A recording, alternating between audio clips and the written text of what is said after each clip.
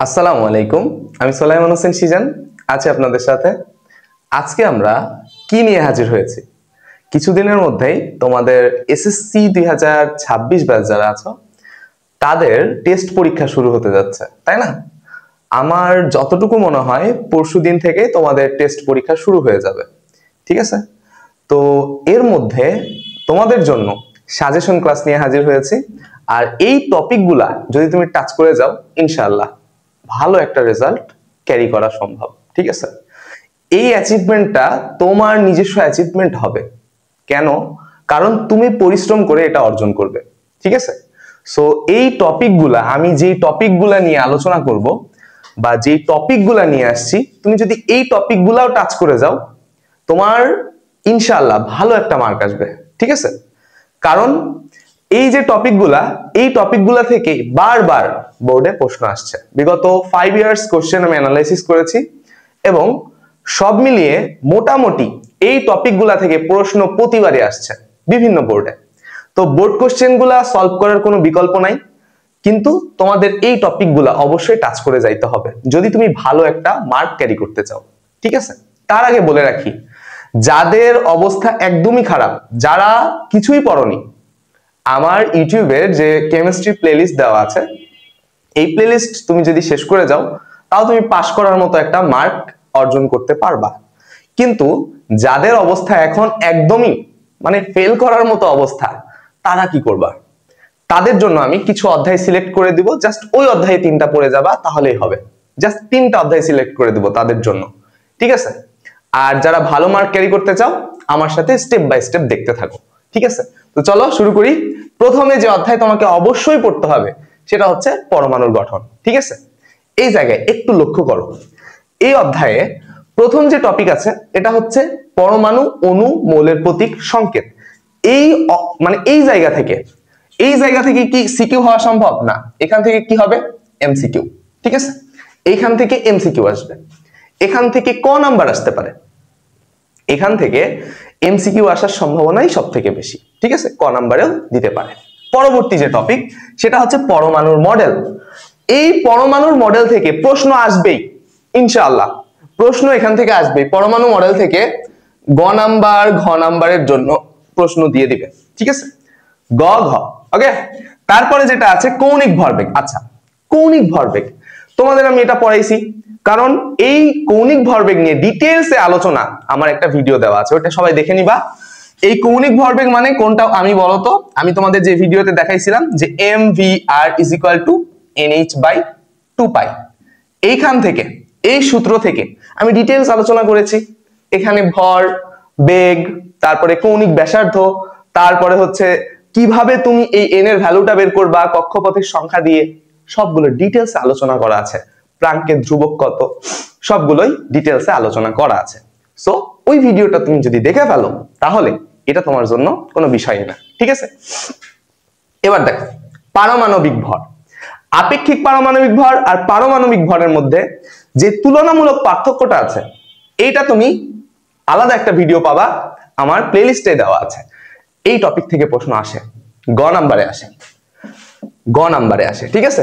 আমি এখানে বোর্ডগুলাও মেনশন করতাম, কিন্তু একটা ভিডিওতে বলা সম্ভব না, অনেক লং একটা ভিডিও হয়ে যাবে, ঠিক আছে? সো আমি টপিকগুলা বলে দিচ্ছি। তারপরে ইলেকট্রন বিন্যাস, অবশ্যই তোমাকে এই 5টা টপিক এই অধ্যায় থেকে পড়তেই হবে, মাস্ট, ঠিক আছে? তাহলে তুমি ভালো একটা মার্ক ক্যারি করবা। এবার আমি বলি, যাদের অবস্থা একদমই খারাপ, পাস করার জন্য চাচ্ছ, তারা এই অধ্যায় থেকে কোন 2টা টপিক পড়বা? তারা এখান থেকে এই 2 নাম্বার আর 3 নাম্বারটা করবা, ঠিক আছে? পরমাণুর মডেল কয়টা? রাদারফোর্ড আর বোর, আর কৌণিক ভরবেগ, এই 2টা করে যাবে ইনশাআল্লাহ। দেখবা গ নাম্বারে আল্লাহ যদি সহায় থাকে তাহলে এখান থেকে চলে আসছে, ওকে? এবার আসো পর্যায় সারণী। পর্যায় সারণীর প্রথম যারা পাস করতে চাও তাদের জন্য, যারা ভালো করতে চাও তাদের জন্য এইটা মাস্ট, এটা গ নাম্বারে আসবে। ঘ নাম্বারে সেভাবে আসে না, ইনশাআল্লাহ গ নাম্বারে আসবে। মৌলের অবস্থান নির্ণয়, অর্থাৎ এটার অর্থ গ্রুপ নির্ণয়, গ্রুপ, পর্যায়, এইগুলা নির্ণয় আসবে, ঠিক আছে? গ্রুপ নির্ণয়, পর্যায় নির্ণয়, এগুলো আসবে। খুব ভালোভাবে এটা মাথায় রাখতে হবে, ওকে? তারপরে দেখো আয়িত। আয়িত অর্থ কি? আবার আয়িত অর্থ আমি বলে দিই। আ থেকে আয়নীকরণ শক্তি, আমি লিখে দিই, হ্যাঁ, আ থেকে দেখো, আ থেকে আয়নীকরণ শক্তি, আয়নীকরণ শক্তি। তারপরে ই থেকে ইলেকট্রন আসক্তি, ইলেকট্রন আসক্তি। আর ত থেকে তড়িৎ ঋণাত্মকতা, তড়িৎ ঋণাত্মকতা। ঠিক আছে, এইগুলা। এখন এগুলা আবার কি? ওই যে গ্যাসীয় অবস্থার 1 মোল গ্যাসীয় পরমাণু থেকে ডিটেইলসে আমি আলোচনা করেছিলাম তোমাদের কোর্সে, কেমিস্ট্রি কোর্সে। ঠিক আছে, যারা কোর্সে ছিল তারা জানো। এখানে দেখো এইগুলা থেকে তুমি কি পড়বা, এখান থেকে কেমিস্ট্রির যেটাই ব্যতিক্রম সেটাই আসে। খুব খুব মনোযোগ, কেমিস্ট্রিতে যেগুলা ব্যতিক্রম সেগুলো আসে। আয়নীকরণ শক্তির কিছু ব্যতিক্রম আছে, আমি তোমাদের ভালোভাবে শিখাইছি। ইলেকট্রন আসক্তির কিছু ব্যতিক্রম আছে, ওইগুলো আসবে, ওইগুলা মাথায় রাখতে হবে। ঠিক আছে, তড়িৎ ঋণাত্মকতার যে মানগুলা, কোনটা পোলার কোনটা অপোলার, এগুলো আসবে। খুবই মনোযোগ। ওকে, তাহলে এই টপিকটা থেকে প্রশ্ন আসার সম্ভাবনা খুবই বেশি। তাহলে মাস্ট, যারা ভালো করতে চাও এবং যারা পাস করতে চাও, 1 আর 2 তোমাকে পড়তেই হবে। এই অধ্যায় থেকে মার্ক তোলার জন্য তোমাকে এই দুইটা টপিক পড়তেই হবে। ওকে, 4 নাম্বার দেখো, ইলেকট্রন বিন্যাসের সাধারণ নিয়মের ব্যতিক্রম। ইলেকট্রন বিন্যাসের একটা সাধারণ নিয়ম আছে যেটা সবার ক্ষেত্রে প্রযোজ্য। ওই যে এসো এসো পিয়া এসো, তোমাদের পড়াইছি না? আমি কি বলেছিলাম? S S PS PS DPS DPS FDPS FDPS পড়াইছিলাম, পড়াইছি। ওখানকারই দুইটা জিনিস আমি বলেছিলাম যে কপার এবং ক্রোমিয়াম। কি কি? কপার এবং ক্রোমিয়াম। এই ব্যতিক্রমের মধ্যে কোনটা পড়বা? ক্রোমিয়াম আর কপার। এই দুইটা সাধারণ নিয়মের ব্যতিক্রম। ওই যে হাফ ফিল্ড এবং ফুল ফিল্ড, তাই না? এই দুইটা ভালোভাবে দেখে যাবা, ঘ নাম্বারের জন্য এটা ইম্পর্টেন্ট। ঠিক আছে, আশা করছি বুঝছো। এবার পরেরটা সক্রিয়তা। সক্রিয়তা থেকে মোটামুটি প্রশ্ন আসে, গ নাম্বারে আসতে পারে। ঠিক আছে, গ নাম্বারে তুমি দেখে যাবা। Okay fine. এবার আসো ধর্ম প্রদর্শন। ওই যে বলে না কোনটা অ্যাসিডিক কোনটা ক্ষারীয়, এগুলো আসে না? এইগুলা পানির সাথে একবার বিক্রিয়া করবা, অক্সিজেনের সাথে একবার বিক্রিয়া করবা, আর এক্স মানে হ্যালোজেন মূলক, ফ্লোরিন ক্লোরিন ব্রোমিন আয়োডিন এগুলোর সাথে একবার বিক্রিয়া করবা। এই টপিকটা খুবই মনোযোগ দিয়ে 2-3টা বোর্ড কোশ্চেন দেখে যাবা, দেখবা ওর মধ্যে চলে আসছে, আল্লাহ যদি সহায় থাকে তবে। ওকে, এবার 6 নাম্বার অষ্টক নিয়ম শিখাইছি, ডায়াগ্রাম শিখাইছি। কিভাবে তোমার একটা ডায়াগ্রাম একটা মৌলের সাথে আরেকটা মৌল কিভাবে বন্ধন গঠন করে, এই টপিক থেকে প্রশ্ন আসবে। আর এটা ঘ নাম্বারে বেশি আসে, ডায়াগ্রাম আঁকানোটা ঘ নাম্বারে বেশি আসে। ঠিক আছে, যে প্রতিটা কক্ষপথ তুমি অঙ্কন করবা, ইলেকট্রন গুলা কক্ষপথে কিভাবে আছে এগুলা দেখাই দিবা, তাহলেই শেষ। তাহলে যারা ভালো করতে চাও এইভাবে স্টেপ বাই স্টেপ ভালোভাবে রিভিশন করে যাবা ইনশাআল্লাহ।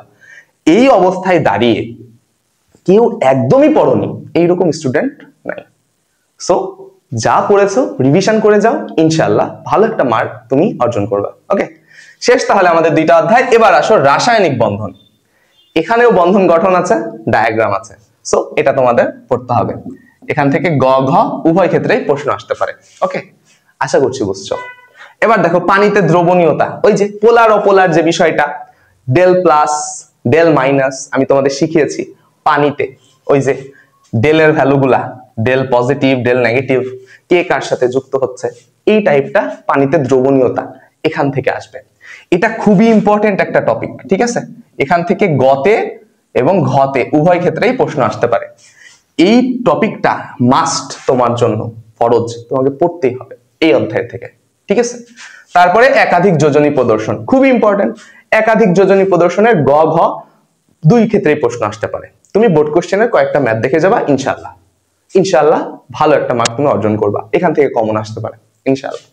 তারপরে অষ্টক নিয়ম আছে, স্থিতিশীলতা অর্জন, এটা ইম্পর্টেন্ট।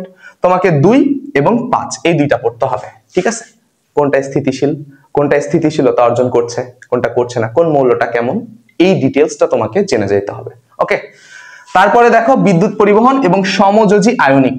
সমযোজী কখন হবে, আয়নিক কখন হবে? যদি অধাতু অধাতু হয় সমযোজী, যদি ধাতু অধাতু হয় আয়নিক। এই ডিটেইলসটা আমি তোমাদের বুঝিয়েছি, একটা রিলস এর মাধ্যমে বুঝিয়েছিলাম। ঠিক আছে, সো এই অধ্যায় থেকে তোমাকে 2, 5 এবং 6 পাস করার জন্য অবশ্যই তোমাকে পড়ে যেতে হবে, এবং ভালো করার জন্য সবগুলো স্টেপ বাই স্টেপ তোমাকে পড়তে হবে। সর্বশেষ বিদ্যুৎ পরিবহন। ঠিক আছে, এইটা আসলে তোমাদের ইম্পর্টেন্ট, তেমন তুলনামূলক ইম্পর্টেন্ট না। একটা কোশ্চেন আসছে এই টপিক থেকে, তাও তুমি একটু দেখে যাও যারা ভালো করতে চাও। ওকে, তারপরের অধ্যায় দেখো রাসায়নিক বিক্রিয়া, না সরি, তারপরে হচ্ছে মোলার ধারণা ও রাসায়নিক গণনা। এই অধ্যায় থেকে আমি তোমাদের এই অধ্যায়ের এত ডিটেলস বুঝাইছি, এত ধরে ধরে এই অধ্যায়টা শেষ করছি, এই অধ্যায়টা থেকে তোমাদের আগে প্রশ্ন অ্যান্সার করা উচিত, তাই না? সো আমার মান সম্মানটা রাখো, ভালো করে এই অধ্যায়টা আগে অ্যান্সার করো, ঠিক আছে? আমি তাও বলে দিচ্ছি। অণুর ভর W, পরমাণুর সংখ্যা ওই যে X, তারপরে ঘনমাত্রা মোলারিটি যাই বলুক, ঘনমাত্রা বের করবা S মানে কি সলিউবিলিটি, তারপরে আয়তন ভলিউম, এগুলা তুমি নির্ণয় করবা। ওই যে তাবিজ শিখাইছিলাম না, ওইটা থেকে তুমি এগুলো অ্যান্সার করতে পারবা। ওকে, তারপরে কি আছে আণবিক সংকেত, তারপরে শতকরা সংযুতি, স্থূল সংকেত। তুমি যদি শতকরা সংযুতি জানো, একটা সূত্র আছে শিখাইছিলাম, পরমাণুর সংখ্যা, তারপরে হচ্ছে ডিটেলস আলোচনা করা হয়েছে। শতকরা সংযুতি যদি পারো, তোমার যদি শতকরা সংযুতি দেওয়া থাকে, তাহলে তুমি স্থূল সংকেত বের করতে পারবা। স্থূল সংকেত তুমি যদি জানো, তাহলে তুমি আণবিক সংকেত বের করতে পারবা। কারণ স্থূল সংকেত থেকে আণবিক সংকেতে যাইতে হলে তোমার ওই যে n এর মানটা প্রয়োজন, তাই না? যেটা স্থূল সংকেত সেটার সাথে n গুণ, ওই n এর মান বের করার জন্য যৌগের আণবিক ভর আর স্থূল সংকেতের ভর তোমাকে বের করতে হবে, দিয়ে দুইটা ভাগ করে দিলেই n এর মান পেয়ে যাবা, তাহলে তুমি আণবিক সংকেত পেয়ে যাবে। তো এই টপিকটা ইম্পর্টেন্ট, এই 2 নাম্বার টপিকটা বেশি ইম্পর্টেন্ট, 1 নাম্বারটা আরো বেশি ইম্পর্টেন্ট। ওকে, তারপরেরটা দেখো স্টয়কিওমিতি। তুমি যদি স্টয়কিওমিতি না পারো, তুমি এইগুলার একটাও অ্যান্সার করতে পারবা না, ঠিক আছে? সো স্টয়কিওমিতি তুমি যদি পারো, এগুলা একদম ইজি। আর এইগুলা থেকেই বেশি প্রশ্ন আসে, এই অধ্যায় থেকে 2টা সৃজনশীল আসার সম্ভাবনা সবথেকে বেশি, ঠিক আছে? সো এই অধ্যায়টা তোমাকে মাস্ট পড়তেই হবে।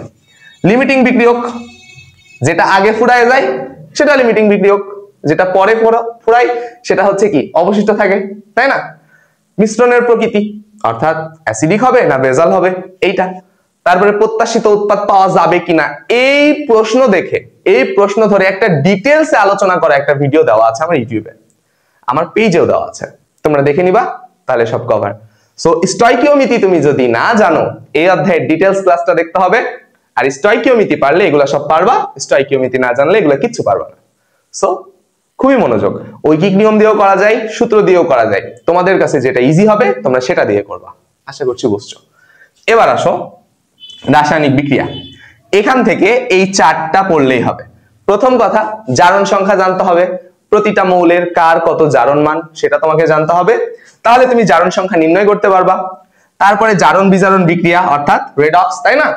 তারপরে এখান থেকে বেশি প্রশ্ন আসে এই 2 নাম্বারটা, এই 2 নাম্বার থেকে গ ঘ আসবে, ঠিক আছে? 2 নাম্বার থেকে কি আসবে? গ ঘ। আর এটা গয়ে আসতে পারে এবং এমসিকিউ তে আসবে, ঠিক আছে? এসকিউ তেও আসতে পারে। তারপরে রেডক্স নন রেডক্স, অর্থাৎ জারণ সংখ্যা যদি মানে জারণ মানটা যদি বেড়ে যায়, বিক্রিয়কের থেকে উৎপাদে যে যদি বেড়ে যায়, তার মানে জারণ ঘটেছে, আর যদি কমে যায় তাহলে বিজারণ ঘটেছে। যার জারণ ঘটে সে কি? বিজারক।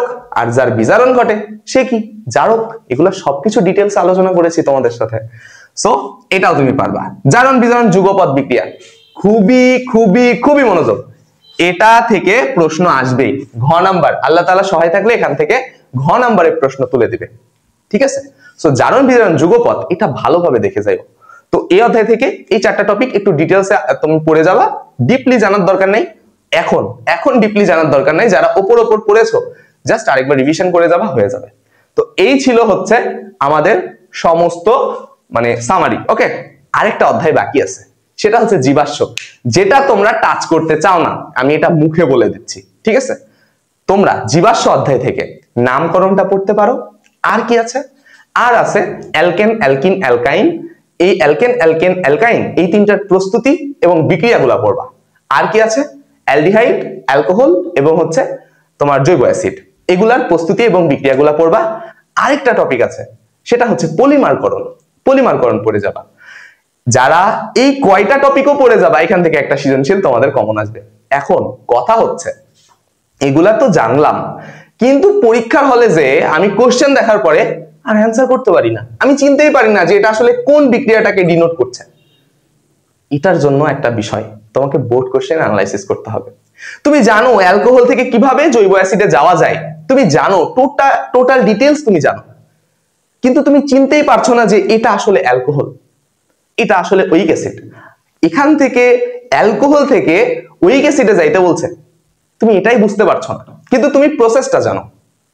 সো যদি তুমি বোর্ড কোশ্চেন সলভ করো তাহলে এইগুলা তোমার কাছে ইজি হয়ে যাবে। তো আজকের আলোচনা এতটুকুই ছিল। সবাই একটা বোর্ডের স্ক্রিনশট নিয়ে নাও, সবাই একটা স্ক্রিনশট নিয়ে নাও, এবং এইভাবে তোমরা ধরে ধরে যে কয়েকদিন আছে সময় তোমরা একটু প্র্যাকটিস করতে থাকো। ইনশাআল্লাহ আল্লাহ তাআলা যদি সহায় থাকে তাহলে এখান থেকেই প্রশ্ন আসবে। সো পরীক্ষার পরে সবাই অবশ্যই পেজে আমাদের ইনবক্সে করে জানাই দিও যে কার কার কমন আসছে এই টপিক থেকে। ঠিক আছে, তো আজকে এ পর্যন্তই। ধন্যবাদ সকলকে। আসসালামু আলাইকুম।